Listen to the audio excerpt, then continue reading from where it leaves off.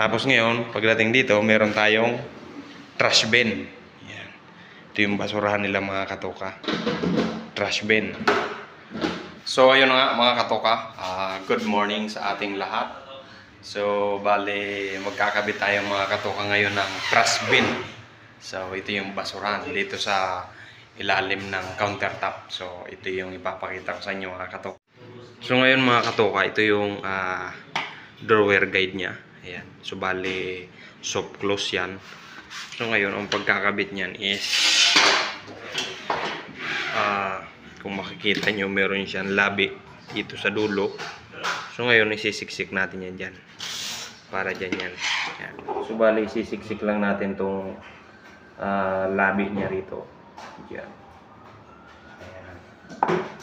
Tapos ngayon i-screw natin yan mga katoka. Tapos ngayon mga katoka, kung mapapansin nyo, meron siyang butas dyan. Ayan. Tsaka may butas rin siya rito. Ayan. Dyan yung screw natin mga katoka. So ngayon mga katoka, pagkakabit nito, kailangan ipapatong na natin siya rito sa drawer guide. Tapos ngayon isisentro natin yung butas niya. Saka natin lalagyan ng screw. Ayan. Yun.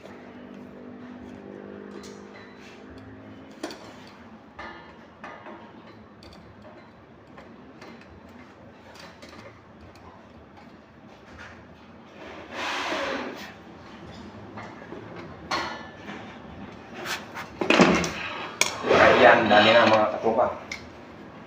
Ayan. Tapos ngayon, ilalapag lang natin ito sa cabinet. So ayun nga mga katoka. So actual na natin yung trash bin frame. So ngayon, kailangan natin barahin para malaman natin ang actual na paglapat ng pinto. So kailangan pantay yung ating bracket para sa pinto sa ating level bar. Ayan. So ngayon, pag napantay na yan mga katoka, dikit na yan sa level bar. So kailangan i-fix na natin yan. So baba, tapos tayo magbabara. I-fix na natin yan. Let's go.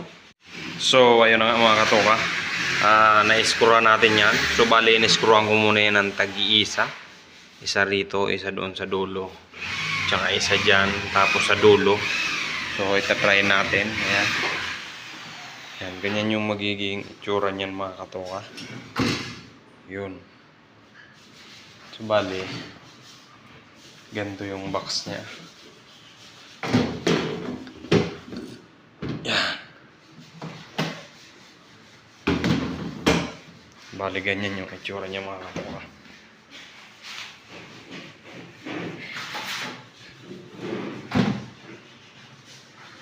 Yun, no? Tapos ngayon mga katoka, pag na-actual na natin, so bali babaklasin natin to. Kukunin muna natin yung sukat galing dito para mai-fix natin to sa pinto. So ito na mga katoka yung ating trash bin. Yan.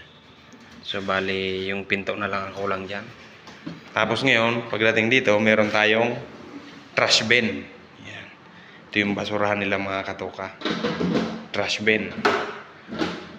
Tapos dito naman is kung anong ilalagay lang nila dyan.